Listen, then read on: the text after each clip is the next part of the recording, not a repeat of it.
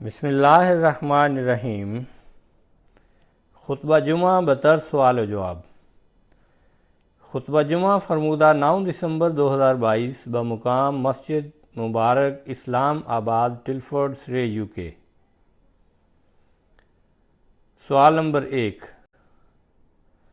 حضور انور ایدہ اللہ تعالی بنصرہ العزیز نے حضرت ابو بکر رضی اللہ عنہ کی خدمت اسلام کی بابت کیا بیان فرمایا؟ جواب، فرمایا حضرت مسیح موعود علیہ السلام فرماتے ہیں، بلا شبہ ابو بکر صدیق رضی اللہ عنہ اور عمر فاروق رضی اللہ عنہ اس کارواں کے امیر تھے جس نے اللہ کی خاطر بلند چوٹیاں سر کیں اور انہوں نے متمدن اور بادیہ نشینوں کو حق کی دعوت دی، یہاں تک کہ ان کی یہ دعوت دور دراز ممالک تک پھیل گئی، اور ان دونوں کی خلافت میں بکثرت ثمرات اسلام ودیعت کیے گئے اور کئی طرح کی کامیابیوں اور کامرانیوں کے ساتھ کامل خوشبو سے معطر کی گئی، اور اسلام حضرت صدیق اکبر رضی اللہ عنہ کے زمانہ میں مختلف اقسام کے فتنوں کی آگ سے علم رسیدہ تھا، اور قریب تھا کہ کھلی کھلی غارت گریاں اس کی جماعت پر حملہ آور ہوں اور اس کے لوٹ لینے پر فتح کے نعرے لگائیں۔ پس عین اس وقت حضرت ابو بکر صدیق رضی اللہ تعالی عنہ کے صدق کی وجہ سے رب جلیل اسلام کی مدد کو آ پہنچا اور گہرے کنویں سے اس کو متاع عزیز نکالا، چنانچہ اسلام بدحالی کے انتہائی مقام سے بہتر حالت کی طرف لوٹ آیا۔ پس انصاف ہم پر یہ لازم ٹھہراتا ہے کہ ہم اس مددگار کا شکریہ ادا کریں اور دشمنوں کی پرواہ نہ کریں۔ پس تو اس شخص سے بے رخی نہ کر جس نے تیرے سید و مولا صلی اللہ علیہ وسلم کی مدد کی اور تیرے دین و در کی حفاظت کی اور اللہ کی خاطر تیری بہتری چاہی اور تجھ سے بدلہ نہ چاہا۔ تو پھر بڑے تعجب کا مقام ہے کہ حضرت صدیق اکبر رضی اللہ تعالیٰ عنہ کی بزرگی سے کیسے انکار کیا جا سکتا ہے، اور یہ حقیقت ہے کہ آپ رضی اللہ عنہ کے اوصاف حمیدہ آفتاب کی طرح درخشندہ ہیں، اور بلا شبہ ہر مومن آپ کے لگائے ہوئے درخت کے پھل کھاتا اور آپ کے پڑھائے ہوئے علوم سے فیض یاب ہو رہا ہے۔ آپ نے ہمارے دین کے لیے فرقان اور ہماری دنیا کے لیے امن و امان عطا فرمایا، اور جس نے اس سے انکار کیا تو اس نے جھوٹ بولا اور ہلاکت اور شیطان سے جا ملا۔ فرماتے ہیں، اور جن لوگوں پر آپ کا مقام و مرتبہ مشتبہ رہا، ایسے لوگ عمدن خطا کار ہیں اور انہوں نے کثیر پانی کو قلیل جانا۔ پس وہ غصے سے اٹھے اور ایسے شخص کی تحقیر کی جو اول درجہ کا مکرم و محترم تھا۔ سوال نمبر 2، حضور انور ایدہ اللہ تعالی بنصرہ العزیز نے حضرت ابو بکر صدیق رضی اللہ عنہ کی فضیلت کی بابت کیا بیان فرمایا؟ جواب، فرمایا آپ علیہ السلام فرماتے ہیں، ابن خلدون کہتے ہیں کہ جب حضور صلی اللہ علیہ وسلم کی تکلیف بڑھ گئی اور آپ صلی اللہ علیہ وسلم پر غشی طاری ہو گئی تو آپ صلی اللہ علیہ وسلم کی ازواج اور دیگر اہل بیت عباس اور علی حضرت صلی اللہ علیہ وسلم کے پاس جمع ہو گئے۔ پھر نماز کا وقت ہوا تو آپ صلی اللہ علیہ وسلم نے فرمایا، ابو بکر سے کہہ دیں کہ وہ لوگوں کو نماز پڑھا دیں۔ آپ علیہ السلام فرماتے ہیں کہ ابن خلدون کہتے ہیں کہ پھر رسول اللہ صلی اللہ علیہ وسلم نے 3 باتوں کی وصیت کرنے کے بعد فرمایا، ابو بکر کے دروازے کے سوا مسجد میں کھلنے والے سب دروازے بند کر دو، کیونکہ میں تمام صحابہ میں احسان میں کسی کو بھی ابو بکر سے زیادہ افضل نہیں جانتا۔ آپ علیہ السلام فرماتے ہیں کہ ابن خلدون نے ذکر کیا ہے کہ حضرت ابو بکر رضی اللہ عنہ آئے اور رسول اللہ صلی اللہ علیہ وآلہ وسلم کے پاس حاضر ہوئے اور آپ صلی اللہ علیہ وسلم کے چہرے سے چادر ہٹائی اور آپ صلی اللہ علیہ وسلم کو بوسہ دیا اور کہا میرے ماں باپ آپ صلی اللہ علیہ وسلم پر قربان، اللہ نے جو موت آپ صلی اللہ علیہ وسلم کے لیے مقدر کی تھی اس کا مزہ آپ صلی اللہ علیہ وسلم نے چکھ لیا، لیکن اب اس کے بعد کبھی آپ صلی اللہ علیہ وسلم پر موت نہیں آئے گی۔ فرماتے ہیں کہ اللہ کے لطیف احسانات میں سے جو اس نے آپ رضی اللہ عنہ پر فرمائے اور رسول اللہ صلی اللہ علیہ وسلم سے کمال قرب کی جو خصوصیت آپ رضی اللہ عنہ کو حاصل تھی، جیسا کہ ابن خلدون نے بیان کیا ہے، وہ یہ تھی کہ ابو بکر رضی اللہ عنہ اسی چارپائی پر اٹھائے گئے جس پر رسول اللہ صلی اللہ علیہ وسلم کو اٹھایا گیا تھا، اور آپ رضی اللہ عنہ کی قبر کو بھی نبی کریم صلی اللہ علیہ وسلم کی قبر کی طرح ہموار بنایا گیا، اور صحابہ نے آپ رضی اللہ عنہ کی لحد کو نبی کریم صلی اللہ علیہ وسلم کی لحد کے بالکل قریب بنایا، اور آپ رضی اللہ عنہ کے سر کو رسول اللہ صلی اللہ علیہ وسلم کے دونوں کندھوں کے متوازی رکھا۔ آپ رضی اللہ عنہ نے جو آخری کلمہ ادا فرمایا وہ یہ تھا کہ اے اللہ مجھے مسلم ہونے کی حالت میں وفات دے اور مجھے صالحین میں شامل فرما۔ سوال نمبر 3، حضور انور ایدہ اللہ تعالی بنصر العزیز نے حضرت ابو بکر رضی اللہ عنہ کی اشاعت اسلام اور دین کی خاطر مشکلات برداشت کرنے کی بابت کیا بیان فرمایا؟ جواب فرمایا، حضرت مسیح موعود علیہ السلام فرماتے ہیں ابو بکر ایک نادر روزگار باخدا انسان تھے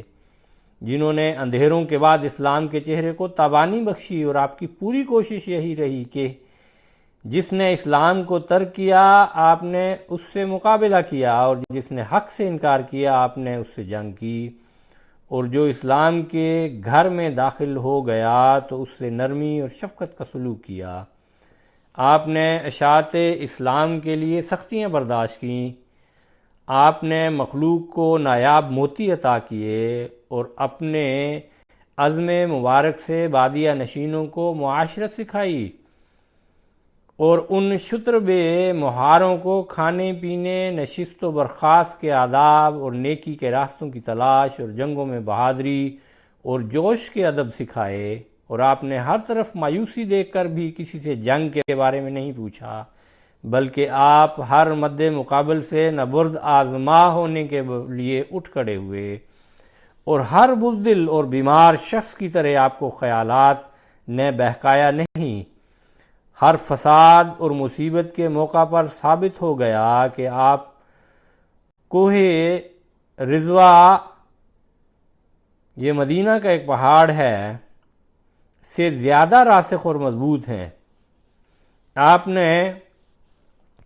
ہر اس شخص کو جس نے نبوت کا جھوٹا دعویٰ کیا ہلاک کر دیا، اور اللہ تعالیٰ کی خاطر تمام تعلقات کو پرے پھینک دیا۔ آپ رضی اللہ عنہ کی تمام خوشی اعلی کلمہ اسلام اور خیر الانام صلی اللہ علیہ وسلم کی اتباع میں تھی۔ آپ نے اسلام کو ایک ناتواں اور بے کس اور نحیف و نزار معوف شخص کی طرح پایا تو آپ ماہروں کی طرح اس کی رونق اور شادابی کو دوبارہ واپس لانے کے لیے اٹھ کھڑے ہوئے، اور ایک لٹے ہوئے شخص کی طرح اپنی گمشدہ چیز کی تلاش میں مشغول ہو گئے، یہاں تک کہ اسلام اپنے متناسب قد، اپنے ملائم رخسار، اپنی شادابی جمال اور اپنے صاف پانی کی مٹھاس کی طرف لوٹ آیا، اور یہ سب کچھ اس بندہ امین کے اخلاص کی وجہ سے ہوا۔ آپ نے نفس کو مٹی میں ملایا اور حالت کو بدلا، اور رحمان خدا کی خوشنودی کے سوا کسی صلہ کا طالب نہ ہوئے، اور اسی حالت میں شب و روز آپ پر آئے۔ آپ بوسیدہ ہڈیوں میں جان ڈالنے والے، آفتوں کو دور کرنے والے اور صحرا کے میٹھے پھل والے درختوں کو بجانے والے تھے۔ خالص نصرت الہی آپ کے حصہ میں آئی اور یہ اللہ کے فضل اور رحم کی وجہ سے تھا، اور اب ہم خدائے واحد پر توکل کرتے ہوئے کسی قدر شواہد کا ذکر کرتے ہیں تاکہ تجھ پر یہ بات ظاہر ہو جائے کہ کیوں کر آپ نے تند و تیز آندھیوں والے فتنوں اور جھلسانے والے شعلوں کے مصائب کو ختم کیا، اور کس طرح آپ نے جنگ میں بڑے بڑے ماہر نیزہ بازوں اور شمشیر زنوں کو ہلاک کر دیا۔ اس طرح آپ کی باطنی کیفیت آپ کے کارناموں سے ظاہر ہو گئی، اور آپ کے اعمال نے آپ کے اوصاف حمیدہ کی حقیقت پر گواہی دی۔ سوال نمبر 4، حضرت اقدس مسیح موعود علیہ السلام نے حضرت ابوبکر صدیق رضی اللہ تعالی عنہ کا نمونہ اپنانے کے حوالے سے جماعت کو کیا نصیحت فرمائی؟ جواب فرمایا، آپ علیہ السلام فرماتے ہیں، حضرت ابوبکر صدیق رضی اللہ تعالیٰ عنہ کا نمونہ ہمیشہ اپنے سامنے رکھو۔ حضرت صلی اللہ علیہ وسلم کے اس زمانہ پر غور کرو کہ جب دشمن قریش ہر طرف سے شرارت پر تلے ہوئے تھے، اور انہوں نے آپ صلی اللہ علیہ وسلم کے قتل کا منصوبہ کیا۔ وہ زمانہ بڑا ابتلاء کا زمانہ تھا۔ اس وقت حضرت ابوبکر صدیق رضی اللہ تعالی عنہ نے جو حق رفاقت ادا کیا، اس کی نظیر دنیا میں نہیں پائی جاتی۔ یہ طاقت اور قوت بجز صدق ایمان کے ہرگز نہیں آ سکتی۔ آج جس قدر تم لوگ بیٹھے ہوئے ہو، اپنی اپنی جگہ سوچو کہ اگر اس قسم کا کوئی ابتلاء ہم پر آ جائے تو کتنے ہیں جو ساتھ دینے کو تیار ہوں۔ مثلاً گورنمنٹ کی طرف سے ہی یہ تفتیش شروع ہو جائے کہ کس کس شخص نے اس شخص کی بیعت کی ہے، تو کتنے ہوں گے جو دلیری کے ساتھ یہ کہہ دیں گے کہ ہم مباعین میں داخل ہیں۔ میں جانتا ہوں کہ یہ بات سن کر بعض لوگوں کے ہاتھ پاؤں سن ہو جائیں گے، اور ان کو فوراً اپنی جائیدادوں اور رشتہ داروں کا خیال آ جائے گا کہ ان کو چھوڑنا نہ پڑے گا۔ آپ علیہ السلام فرماتے ہیں کہ مشکلات ہی کے وقت ساتھ دینا ہمیشہ کامل الایمان لوگوں کا کام ہوتا ہے۔ اس لیے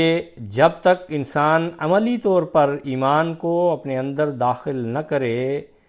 محض قول سے کچھ نہیں بنتا، اور بہانہ سازی اس وقت تک دور ہی نہیں ہوتی۔ عملی طور پر جب مصیبت کا وقت ہو تو اس وقت ثابت قدم نکلنے والے تھوڑے ہی ہوتے ہیں۔ حضرت مسیح ناصری علیہ السلام کے حواری اس آخری گھڑی میں جو ان کی مصیبت کی گھڑی تھی، انہیں تنہا چھوڑ کر بھاگ نکلے، اور بعض نے تو منہ کے سامنے ہی آپ پر لعنت کر دی۔ پھر آپ علیہ السلام فرماتے ہیں، غرض حضرت ابوبکر صدیق رضی اللہ تعالیٰ عنہ کا صدق اس مصیبت کے وقت ظاہر ہوا جب حضرت صلی اللہ علیہ وسلم کا محاصرہ کیا گیا۔ گو بعض کفار کی رائے اخراج کی بھی تھی، مگر اصل مقصد اور کثرت رائے آپ صلی اللہ علیہ وسلم کے قتل پر تھی۔ ایسی حالت میں حضرت ابوبکر صدیق رضی اللہ تعالیٰ عنہ نے اپنے صدق اور وفا کا وہ نمونہ دکھلایا جو ابد الآباد تک کے لیے نمونہ رہے گا۔ سوال نمبر 5، حضور انور ایدہ اللہ تعالیٰ بنصر العزیز نے حضور صلی اللہ علیہ وسلم کے غار ثور میں پناہ لینے اور تائید الہی کی بابت کیا بیان فرمایا؟ جواب فرمایا، آپ علیہ السلام فرماتے ہیں، غرض حضرت ابوبکر صدیق رضی اللہ تعالیٰ عنہ نے آپ صلی اللہ علیہ وسلم کا پورا ساتھ دیا، اور ایک غار میں جس کو غار ثور کہتے ہیں آپ صلی اللہ علیہ وسلم جا چھپے۔ شریر کفار جو آپ صلی اللہ علیہ وسلم کی ایذا رسانی کے لیے منصوبے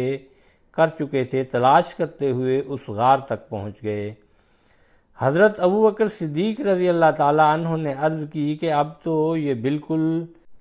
سر پر ہی آ پہنچے ہیں، اور اگر کسی نے ذرا بھی نیچے نگاہ کی تو وہ دیکھ لے گا اور ہم پکڑے جائیں گے۔ اس وقت آپ صلی اللہ علیہ وسلم نے فرمایا، لا تحزن ان اللہ معنا، التوبہ آیت 40۔ کچھ غم نہ کھاؤ، اللہ تعالی ہمارے ساتھ ہے۔ اس وقت دونوں ابتلا میں ہیں، کیونکہ یہی وہ مقام ہے جہاں سے یا تو اسلام کی بنیاد پڑنے والی ہے یا خاتمہ ہو جانے والا ہے۔ دشمن غار پر موجود ہیں اور مختلف قسم کی رائے زنیاں ہو رہی ہیں۔ بعض کہتے ہیں کہ اس غار کی تلاشی کرو کیونکہ نشان پا یہاں تک ہی آ کر ختم ہو جاتا ہے، لیکن ان میں سے بعض کہتے ہیں کہ یہاں انسان کا گزر اور دخل کیسے ہوگا؟ مکڑی نے جالا تنا ہوا ہے، کبوتر نے انڈے دیے ہوئے ہیں۔ اس قسم کی باتوں کی آوازیں اندر پہنچ رہی ہیں اور آپ بڑی صفائی سے ان کو سن رہے ہیں۔ ایسی حالت میں دشمن آئے ہیں کہ وہ خاتمہ کرنا چاہتے ہیں اور دیوانے کی طرح بڑھتے آئے ہیں، لیکن آپ صلی اللہ علیہ وسلم کے کمال شجاعت کو دیکھو کہ دشمن سر پر ہے، اور آپ صلی اللہ علیہ وسلم اپنے رفیق صادق صدیق رضی اللہ تعالیٰ عنہ کو فرماتے ہیں لا تحزن ان اللہ معنا۔ یہ الفاظ بڑی صفائی کے ساتھ ظاہر کرتے ہیں کہ آپ صلی اللہ علیہ وسلم نے زبان ہی سے فرمایا، کیونکہ یہ آواز کو چاہتے ہیں، اشارہ سے کام نہیں چلتا۔ باہر دشمن مشورہ کر رہے ہیں اور اندر غار میں خادم و مخدوم بھی باتوں میں لگے ہوئے ہیں۔ اس امر کی پرواہ نہیں کی گئی کہ دشمن آواز سن لیں گے۔ یہ اللہ تعالیٰ پر کمال ایمان اور معرفت کا ثبوت ہے۔ خدا تعالیٰ کے وعدوں پر پورا بھروسہ ہے۔ سوال نمبر 6، حضور انور ایدہ اللہ تعالیٰ بنصر العزیز نے خلافت کے آغاز کے لیے حضرت ابوبکر صدیق رضی اللہ تعالیٰ عنہ کو مقدم رکھنے کی کیا حکمت بیان فرمائی؟ جواب فرمایا، آپ علیہ السلام فرماتے ہیں کہ اگر تم یہ پوچھو کہ اللہ نے سلسلہ خلافت کے آغاز کے لیے آپ رضی اللہ تعالیٰ عنہ کو کیوں مقدم فرمایا اور اس میں رب رؤوف کی کیا حکمت تھی، تو جاننا چاہیے کہ اللہ تعالیٰ نے یہ دیکھا کہ حضرت صدیق اکبر رضی اللہ تعالیٰ عنہ و ارضا ایک غیر مسلم قوم میں سے بکمال قلب سلیم رسول اللہ صلی اللہ علیہ وسلم پر ایمان لے آئے ہیں، اور ایسے وقت میں ایمان لائے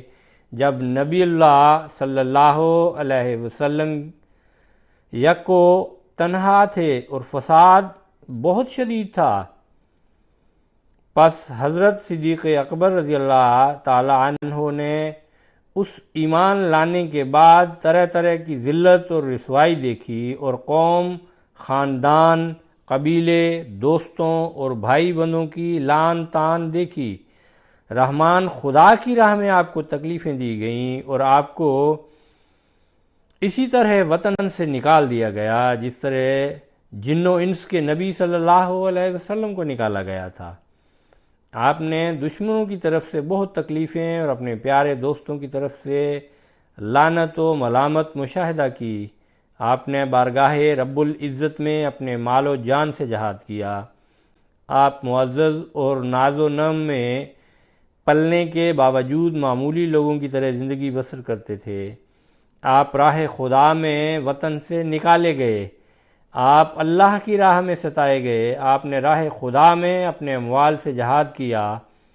اور دولت و ثروت کے رکھنے کے بعد آپ فقیروں اور مسکینوں کی طرح ہو گئے۔ اللہ نے یہ ارادہ فرمایا کہ آپ پر گزرے ہوئے ایام کی آپ کو جزا عطا فرمائے، اور آپ کے ہاتھ سے نکل گیا اس سے بہتر بدلہ دے، اور اللہ کی رضا مندی چاہنے کے لیے جن مصائب سے آپ دوچار ہوئے ان کا صلہ آپ پر ظاہر فرمائے۔ اور اللہ محسنوں کے اجر کو کبھی ضائع نہیں کرتا، لہذا آپ کے رب نے آپ کو خلیفہ بنا دیا اور آپ کے لیے آپ کے ذکر کو بلند کیا، اور آپ کی دلجوئی فرمائی اور اپنے فضل و رحم سے عزت بخشی، اور آپ کو امیر المومنین بنا دیا۔